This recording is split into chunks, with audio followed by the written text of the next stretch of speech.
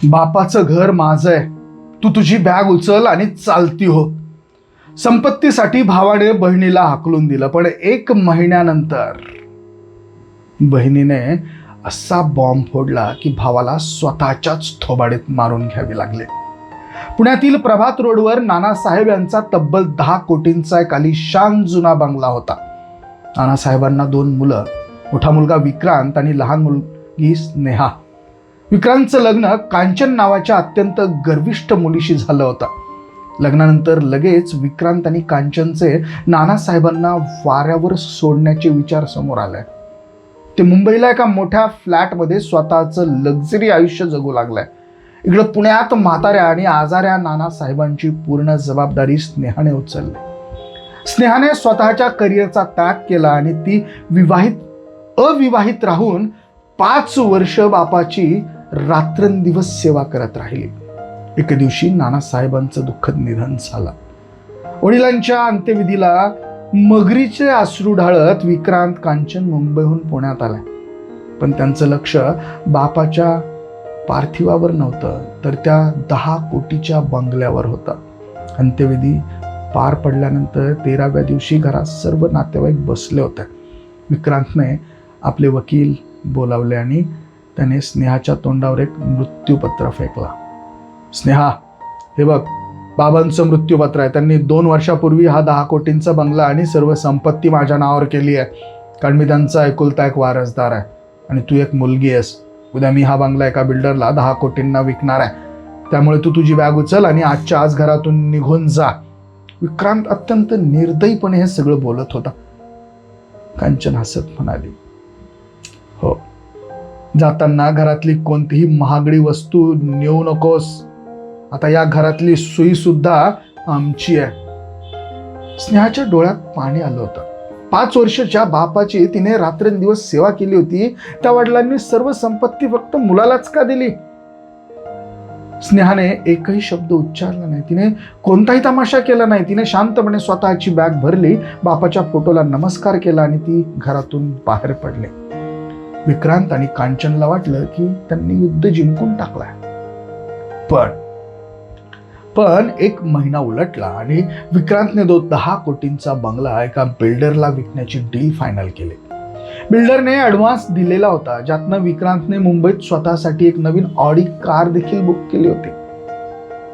विक्रांत, कांचन आणि तो बिल्डर पुण्याच्या रजिस्ट्रार ऑफिसमध्ये बसले होते. फक्त प्रॉपर्टीच्या नावावर स्नेहा कायदेशीर वारस असल्याने तिचा एक ना हरकत सही NOC त्यांना हवी होती आणि विक्रांतने स्नेहाला तिथे बोलावलं. स्नेहा ऑफिसमध्ये आली. तिच्या चेहऱ्यावर एक अत्यंत गूढ शांतता होती.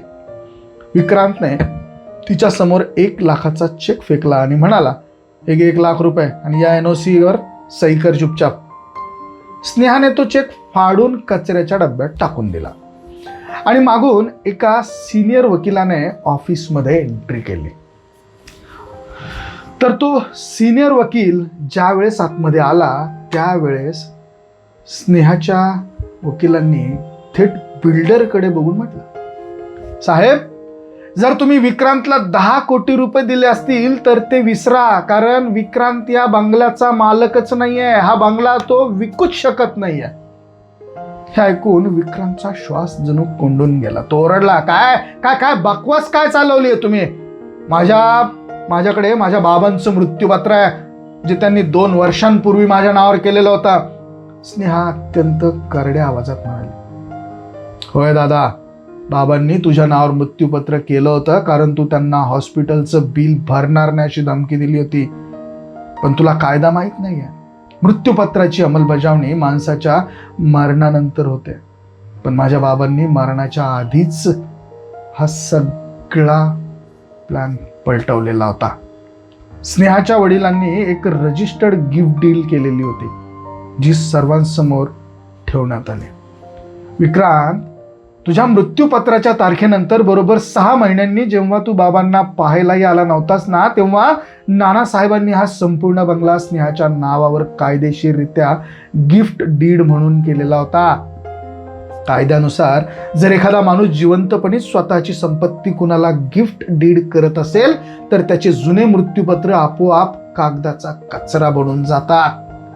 आजच्या घडीला या 10 कोटीच्या बंगल्याची एकमेव मालकीन वारसदार ही स्नेहा आहे. हे ऐकताच विक्रांत आणि कांचनच्या पायाखालची जमीन सरकली. बिल्डरने संतापाने विक्रांतची कॉलर पकडली आणि ओरडला, "तू मला फसवलायस. माझे 5 कोटीचा ॲडव्हान्स आजच्या आज परत कर, नाहीतर तुझ्यावर 420 ची केस दाखल करेन आणि तुला जेलमध्ये भरवीन."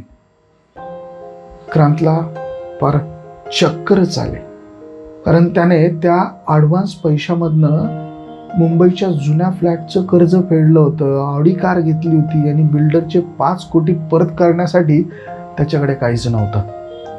मुंबईचा फ्लॅट त्याला विकावा लागणार होता. एका सेकंदात हा करोडपती माणूस भिकारी झाला होता, अगदी रस्त्यावर आला होता. कांचन ढसाढसा रडत स्नेहाचे पाय पकडत होती. "स्नेहा, आम्हाला माफ कर. आम्ही रस्त्यावर येऊ ग. बिल्डर आम्हाला जेलमध्ये टाकील. प्लीज तो बंगला विकू दे. आम्ही तुला अर्धे पैसे देऊ." स्नेहाने स्वतःचा पाय अत्यंत तिरस्काराने झटकला. 5 वर्षापूर्वी जेव्हा बाबा अंथरुणाला खेळले होते, तेव्हा मी तुमच्या पाया पडत होते, दादाला एकदा पुण्यात पाठव. तेव्हा तुम्ही मला भिकारी म्हणून हिणवत होतात ना. आज माझ्या बाबांच्या पुण्यामुळे मी या घराची राणी आहे, मालकीण आहे. आता हा बंगला विकला जाणार नाही. इथे माझ्या बाबांच्या नावाने एक मोफत क्लिनिक सुरू करणार आहे मी. आणि तुम्ही आयुष्यभर जेलच्या आणि कोर्टाच्या पायऱ्या झिजवत राहता. स्नेहा अत्यंत रुबाबात तिथनं बाहेर पडली. संपत्तीच्या लालसेपोटी ज्या भावाने बहिणीला घराबाहेर काढलं होतं, त्याला आज बहिणीच्या कायद्याचा एक मस्त थोबी पछाड मिळाला होता. त्याची उरली सुरली इज्जत कोर्टाच्या फिशीवर टांगली गेली होती. तर मंडळी, ही कथा तुम्हाला कशी वाटली कमेंट करून अवश्य कळवा. सोशल मीडियावरती मिळालेली ही कथा पूर्णतः काल्पनिक आहे. तिचा कोणत्याही व्यक्तीशी, घटनेशी, ठिकाणाशी किंवा टीव्ही चित्रपटाशी संबंध नाही. कोणत्याही विशिष्ट कथेशी कोणतेही साधर्म्य आढळल्यास तो योगायोग समजावा. या कथेचे लेखक जे असतील त्यांच्याकडेचे सर्व अधिकार आहेत. सोशल मीडियावरती वाचण्यात आलेल्या कथेला आम्ही तुमच्यापर्यंत सादर करण्याचा प्रयत्न केला. ही कथा तुम्हाला आवडली असेल तर शेअर जरूर करा. धन्यवाद.